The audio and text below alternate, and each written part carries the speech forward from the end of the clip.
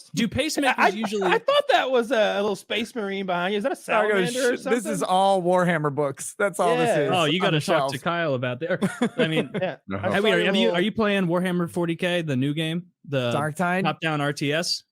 Oh, the Total War Warhammer. No.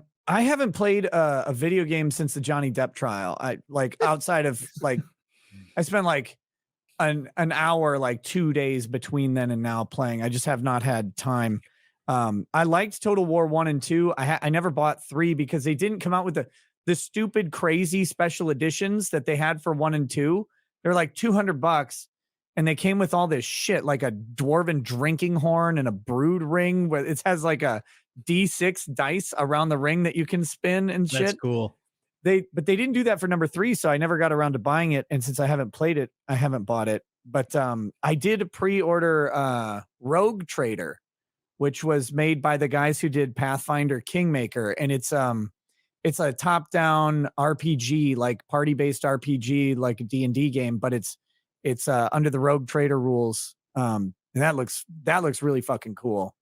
So I'm looking forward to that shit.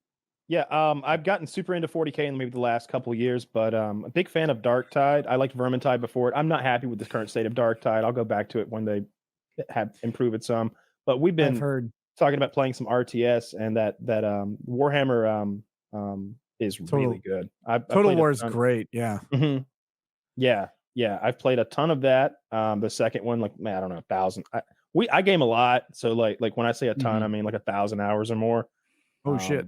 And but I like that game, and I love the 40k stuff. I'm excited to see Henry Cavill take that on. I'm going to trust Amazon not to do a good job and maybe just let him do his thing.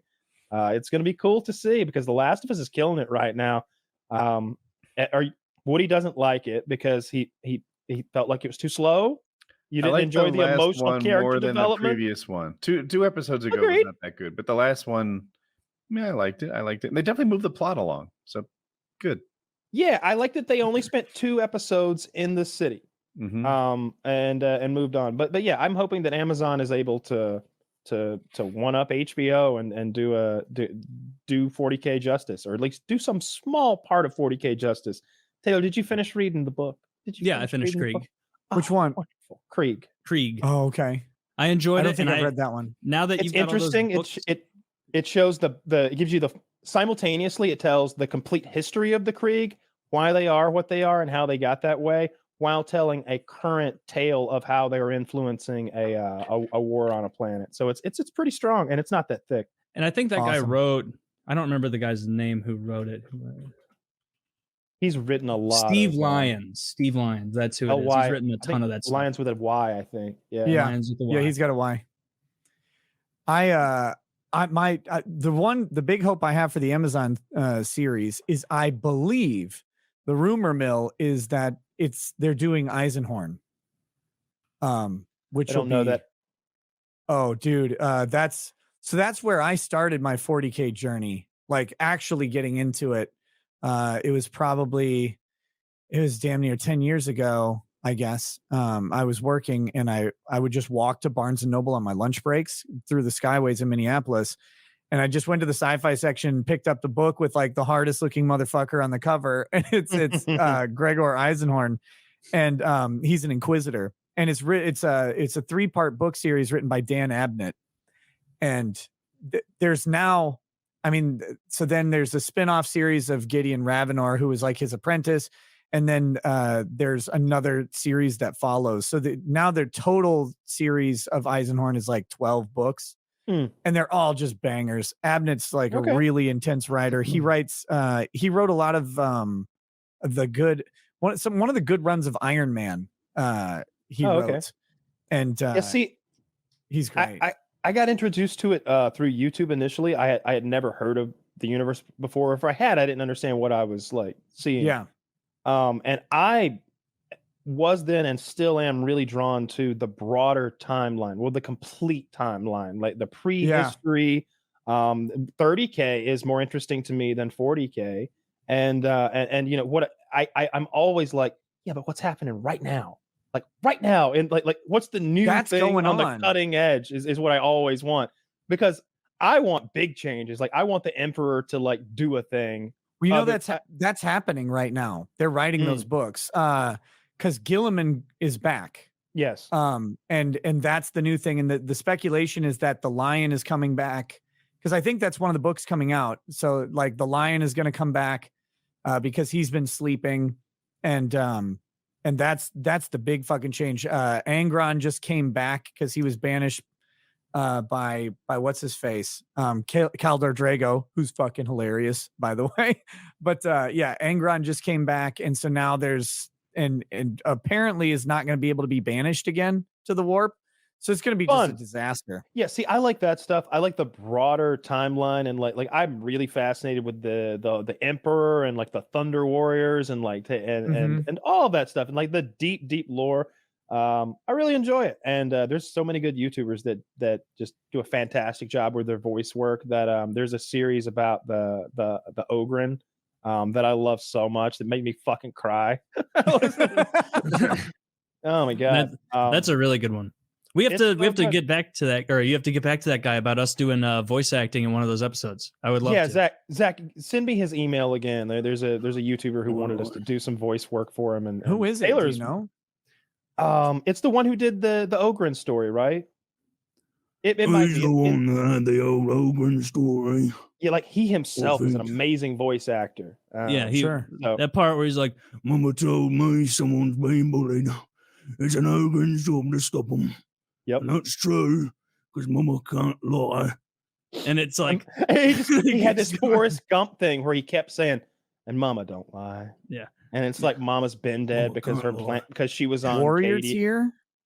Yeah, it's like he talks about it. It's you're getting a gigantic galactic story that's epic as fuck, but from the point of view of an Ogren. So it's a very simpleton kind of view of it, which at times is charming, and other times it's really uniquely painful to listen to because he doesn't quite understand that like someone's daughter is dead because Katie has been destroyed. He doesn't quite understand. He just knows that he can't see him anymore. And like there's lots of sad stuff like that. And it's real good because his voice acting is tremendous. I enjoy that guy quite a bit. But yeah, I got it pulled up here. Warrior Tier is the guy's name. I'll check this out. I haven't seen him before. I get drawn into I'm not as familiar as shorts. Kyle to this universe, but like this guy does a tremendous job of getting you invested in it. The shorts are quite good if you just click the shorts on his channel because like they're these little like very digestible little instances that will get you so intrigued about a broader story. And that's what you need, right? Because it's such dense material to plow into. If you don't know where to start, it can be overwhelming and you can like check out and you're like, I don't know what a fucking this, that, or the other is. And you just get confused. But yeah, it's give you a good place to start. It's like one of those things that's so well done that as you're like getting emotional over it, you're like, you have the cognitive like thought to be like, I shouldn't be getting like this emotional over a big fat fake guy who misses his mama. Like, but he's great. I love the 40k universe. I want to read more books of it. Like I need to find more good stuff. I'd strongly suggest the Eisenhorn trilogy. The first one, Xenos, Malleus, and Hereticus. And the reason I tend to do that is a lot of 40k books like just kind of devolve into bolter porn. It's very much like chain swords and bolters and Space Marines saving the day, which is cool. Like when you're into it, but if you're not into it, it's like, okay, but like, where's the story and where's the plot moving? Xenos, he's an Inquisitor and it makes it into like a detective story. And it's his whole arc is like a detective noir story where he goes like deep into he gets labeled a heretic and some people like him, some people hate him, but he's talking about like dealing with this galactic fucking power who's threatening everything, called the King in Yellow. And I won't reveal who it is, but the end of the most recent book that mentioned who the King in Yellow probably is, it's like one of the biggest fucking reveals that they've ever had.